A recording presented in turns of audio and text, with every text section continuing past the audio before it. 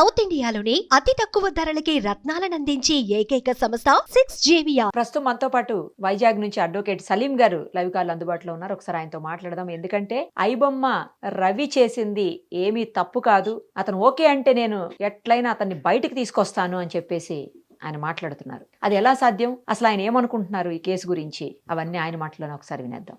నమస్తే అండి సలీం గారు. నమస్తే అమ్మా, నమస్కారం. ఐబొమ్మ రవి విషయంలో మీరు మాట్లాడుతుంటే చూశాను నేను. ఎట్టి పరిస్థితుల్లోనూ అతన్ని బయట తీసుకొచ్చే బాధ్యత నాది, అతను ఎక్కడా ఏ తప్పు చెయ్యలేదు అని మీరు మాట్లాడుతున్నారు. కానీ అవునమ్మా. పైరసీ చేయటం అనేది తప్పు కాదా? అది యాక్ట్ ఉంది కదా, అదొకటి. నెక్స్ట్ ఏవైతే ఈ గేమింగ్ యాప్స్ ఉన్నాయో వాటిని ప్రమోట్ చేయటం, వాటి వల్ల అనేక మంది ప్రాణాలు కోల్పోయారు. సరే, పైరసీ అన్నా కేవలం ఆర్థిక పరమైనటువంటి నష్టాన్ని చేకూరుస్తుందేమో గానీ ఈ ప్రాణాలు పోయేటువంటి పరిస్థితి ఈ గేమింగ్ యాప్స్ వల్ల ఎంతో మంది చనిపోయారు. మరి అది ఎంతవరకు రైట్ అని మీరు అనుకుంటున్నారు? ఎందుకు మీరు ఐబొమ్మ రవికి సపోర్ట్ చేస్తున్నారు? మీరు ఎందుకు ఆ కేసు నేను చూస్తానని చెప్తున్నారు? ఇప్పుడు ఐబొమ్మ రవికి ఒక మాస్ సపోర్ట్ వచ్చింది. సో ప్రతి ముద్దాయికి ఒక లాయర్ కావాలి, అది ఏమంటారు, అది ధర్మం అది. సో దాని బేస్ మీద నేను ఐబొమ్మ కేసు నేను తీసుకుంటాను. మరీ కాకుండా రవీస్ బ్లాక్స్ విశాఖపట్నం, సో ఆ ఫీలింగ్స్ లో కూడా నా రీజనల్ లో కూడా ఈ కేసు తీసుకుని నేను వాదిస్తున్నాను. అతను చేసింది తప్పు కాదు అని అంటున్నారు మీరు. ఎందుకు కాదు, ఎందుకు తప్పు కాదు? This is are allegations. ఆయన చేసింది చేయలేదు, court may be decide. Just allegations ఉన్నాయి, ఇట్ నాట్ ఎట్ ప్రూవ్ కదా. సో అందుకైతే తప్పు కాదు, ఆయన తప్పు చేయలేదు అని నా వర్షన్. అంటే పోలీసుల ప్రాథమిక విచారణలో చేసినట్టు తెలిస్తేనే కదా అరెస్ట్ చేశారు. Police did his job. Police వాళ్ళు స్వయంగా చేయలేదు కదా, వాళ్ళకి కంప్లైంట్ వచ్చింది, కంప్లైంట్ లో వాళ్ళు ఐడెంటిఫై చేశారు ఇతను చేశారని. సో దీని మీద ఆయనకు అరెస్ట్ చేశారు. So fact of the case come to after the trial అయిన తర్వాత మనకు నీళ్ళు పాలు కనిపిస్తుంది. కానీ బిఫోర్ ట్రయల్ అతని మీద ఓన్లీ అలిగేషన్స్ ఉన్నాయి. సో దీని మీద నేను మీకు చెప్తున్నాను. ఎలా తీసుకురాగలుగుతారు అతన్ని బయటికి? ఎందుకంటే పైరసీ అనేది రాంగ్, అవునా కదా? చెప్పండి. రాంగ్, దానికి చట్టం ఉంది, ప్రతి దానికి చట్టం ఉందమ్మా. లెఫ్ట్ సైడ్ నుంచి మనం వెళ్ళాలి, రైట్ సైడ్ వెళ్ళాము ఎగ్జిట్ అయితే మనకు ఇన్సూరెన్స్ కూడా రాదు, రాంగ్ రూట్ లో వెళ్ళారని. So wrong route, rule of law ఉంది. చూసా, పైరసీ రాంగ్, దొంగతనం రాంగ్, అన్ని ఉన్నాయి. మనం దానికి law is nothing but common sense అనుకూలంగానే లా ఉంటది. కానీ ఇక్కడ వచ్చింది డిబేటబుల్ ఇష్యూ ఏముందంటే, ఐబొమ్మ చేసిన రవి వల్ల చాలా మంది బెనిఫిట్ పొందారు. ఎంటర్టైన్మెంట్ ఇండస్ట్రీకి డోర్ స్టెప్ అయింది, కడప ఏమంటారు, అందరికి ఆయన సింబల్ పంచారని ఒక సమాజం కల్పించారు. అది అభిప్రాయం, సపోర్ట్ చేస్తున్నది కరెక్ట్. అది డిబేటబుల్ ఉంది. అసలు ఏమంటారు, ఇప్పుడు నా మీద మీమ్స్ తయారు చేసి అది చేసి, సార్ మీ ధైర్యంకి మేము గుడి కట్టిస్తాం సార్, ఆయన ఏదైనా చేసి మీరు బయట తీసుకురండి సార్, మీకు మీ క్యూఆర్ కోడ్ నెంబర్ ఏంటి సార్, మరి డబ్బులు ఇస్తాము, మీ ఫీజు ఇస్తాం సార్, మీ ఫోన్ పే నెంబర్ ఏంటి సార్ అని.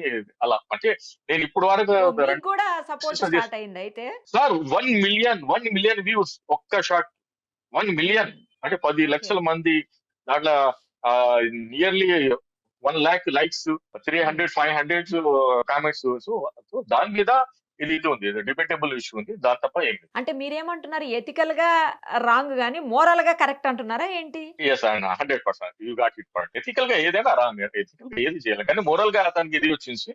సో దీని వల్ల ఒక మంచి ఏమంటే కరెక్షన్ వస్తుంది మన సినిమా ఇండస్ట్రీలో కూడా నేను నమ్ముతాను. ఎందుకంటే ఒక ఫిక్స్ రేట్స్ ఉంటాయి, ఒక మనకు ఉన్న కన్జ్యూమ్స్ అనే మన ఇండియన్ అట్మాస్ఫియర్ లా, మరి పర్టికులర్ గా సౌత్ ఇండియన్ అట్మాస్ఫియర్ లా 60% థియేటర్ షేర్ ఓన్లీ సౌత్ ఇండియాలో ఉంది. కర్ణాటక, ఆంధ్రప్రదేశ్, తెలంగాణ, కేరళ, తమిళనాడు మాక్సిమం మూవీస్ ఇక్కడే తయారవుతారు.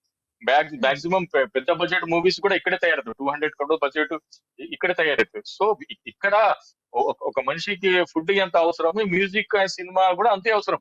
అటువంటి దాంట్లో ఆయన ఫిలిం పంచాడని అందుకు ఆయనకి సపోర్ట్ వచ్చింది, సానుభూతి వస్తుందని నేను మీకు అవునండి. ఒకవైపు నడుస్తా ఉంది. ఎందుకంటే మూవీకి వెళ్తే 3-4 వేలు ఖర్చు అవుతుంది, ఫ్యామిలీ మొత్తం కలిసి వెళ్ళాలి అంటే. ఇలాంటి పరిస్థితుల్లో ఫ్రీగా వచ్చిన రోజు లేదా నెక్స్ట్ డేనో ఖాళీ ఉన్న టైంలో చూసుకునే అవకాశం ఉంటుంది. తర్వాత అక్కడే 3 hours కన్స్ట్రైన్ అయిపోవాల్సిన అవసరం లేదు. గ్యాప్ తీసుకుంటూ సినిమా చూసుకోవచ్చు, తింటూ సినిమా చూసుకోవచ్చు, ఇంట్లోనే కూర్చోవచ్చు, పెట్రోల్ ఖర్చు తగ్గుతుంది, రోడ్డు మీదకి వెళ్తే టైము, తర్వాత అక్కడికి వెళ్ళిన తర్వాత ఖర్చు పెట్టే డబ్బులు అన్నీ సేవ్ అయిపోతాయి. అవునవును. ఇవన్నీ అవును. మాట్లాడుతున్నారు చాలామంది. కరెక్ట్. కానీ కరెక్ట్. నేను ఇందాకే చెప్పాను. చెప్పండి. ఏమని?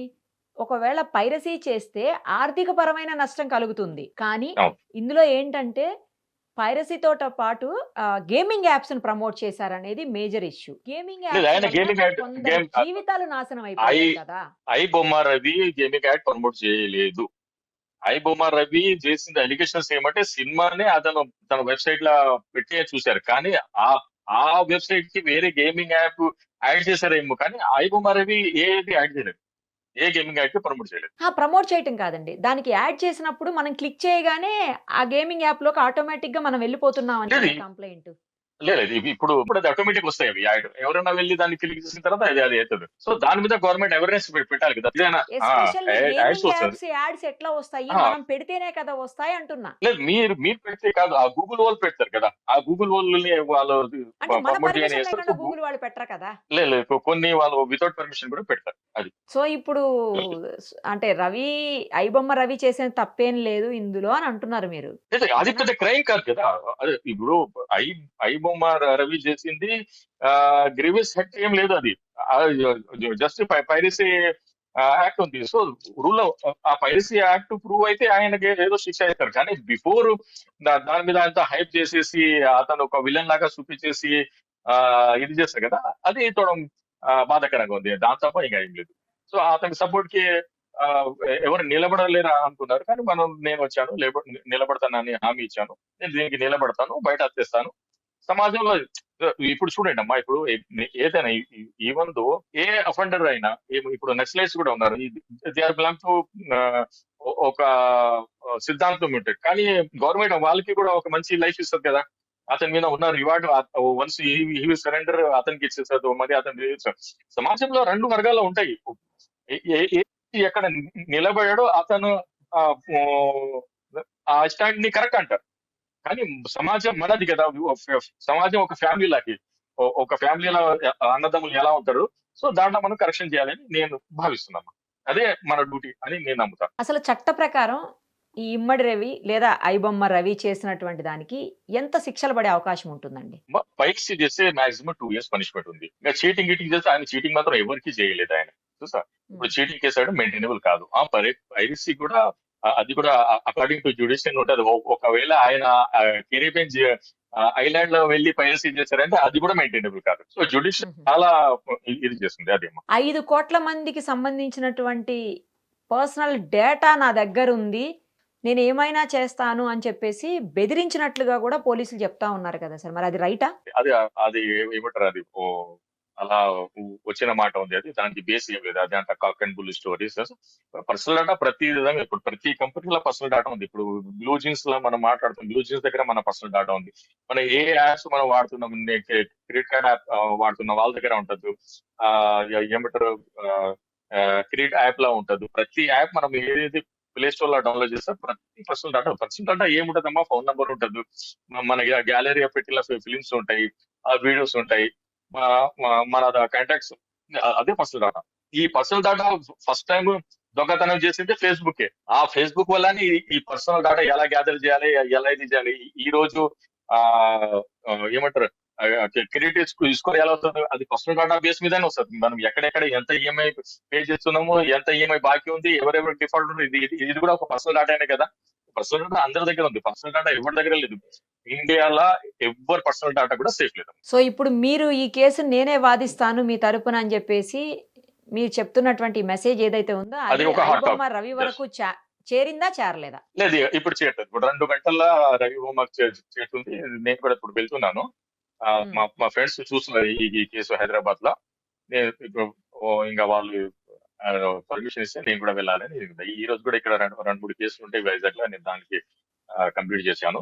సో ఇది చూసుకొని అక్కడ వెళ్ళాలి. సో మీరేంటి అన్ని సెన్సేషనల్ కేసెస్ చేస్తారా? గతంలో కోడి కత్తి కేసు కూడా మీరే చేసినట్టుంది. అవునబ్బా, కోడికత్తి కేసు చేశాను. దాని తర్వాత గుల్కరాయి కేసు చేశాను. ఈ రోజు ఐబొమ్మ కేసు చేశాను. మొన్న జాయ్ జమీమా కేసు కూడా నేనే చేశాను. ఏ కేసు అండి? సెషన్స్ కేసు చేసి ఫైట్ చేసి Joy Jemimah honey track case ఉంది కదా విశాఖపట్నంది. ఓకే. అది కూడా నేను అదే ఇలాంటి సెన్సేషన్ కేసులు అంటే మీకు ఇంట్రెస్టా ఏంటి? Yes, నాకు ఫ్యాంటసీ ఉంది. సెషన్స్ కేసు అని ఫ్యాంటసీ ఉంది. సో దానికి ఇది చేశాను. ఆ కేసు తీసుకొని వాదించి న్యాయం కూడా చేశాను. సో ఆ స్కోర్ కూడా నాకు బాగుంది. కోడికత్తి కేసు సాల్వ్ అయిందా అండి? ఏమైంది లాస్ట్‌కి అది? లేదు, కోడికత్తి కేసులో యాక్చువల్లీ జగన్మోహన్ రెడ్డి వాంగ్మూలంకి రావాలి. LW1 ఎవరు ఉన్నాడో దినేష్ కుమార్ అప్పుడు ఆయన వచ్చి వాంగ్మూలం చేయలేరు. LW2 జగన్మోహన్ రెడ్డి. కానీ జగన్మోహన్ రెడ్డి వాంగ్మూలంకి రాను నేను అని నానా రకాల ఇబ్బంది పెట్టారు కదా. నేను అసలు దీంట్లో చంద్రబాబు నాయుడు విచారించలేదు. A2 చంద్రబాబు నాయుడు, A3 అతను హర్షవర్ధన్ చౌదరి ఉన్నారు దీంట్లో. నా మీద హత్యాయత్నం చేశారు. NIA బాగా విచారించలేదని ఆయన ఒక పిటిషన్ ఇచ్చారు. ఆ పిటిషన్ NIA కొట్టిన తర్వాత అది హైకోర్టుకి వెళ్ళింది. హైకోర్టులో ఇప్పుడు వరకు కూడా పెండింగ్ ఉంది. అది చూద్దాం. అయితే ఐబొమ్మ కేసు గనక అంటే రవి కేసు గనక మీరు తీసుకుంటే తప్పకుండా మళ్ళీ మిమ్మల్ని కాంటాక్ట్ చేస్తామండి. ఆ కేసు గనక మీ 100% దగ్గరకు వస్తే. థ్యాంక్ యూ అండి. Yes. Thank you so much. Thank you. మరిన్ని అప్డేట్స్ కోసం నిరుపమ సుమన్ టీవీ ఇన్స్టా పేజ్ని ఫాలో చేయండి. సుమన్ టీవీలో మీ పర్సనల్ అండ్ బిజినెస్ ప్రమోషన్స్ కోసం కింది నెంబర్కి కాంటాక్ట్ చేయండి.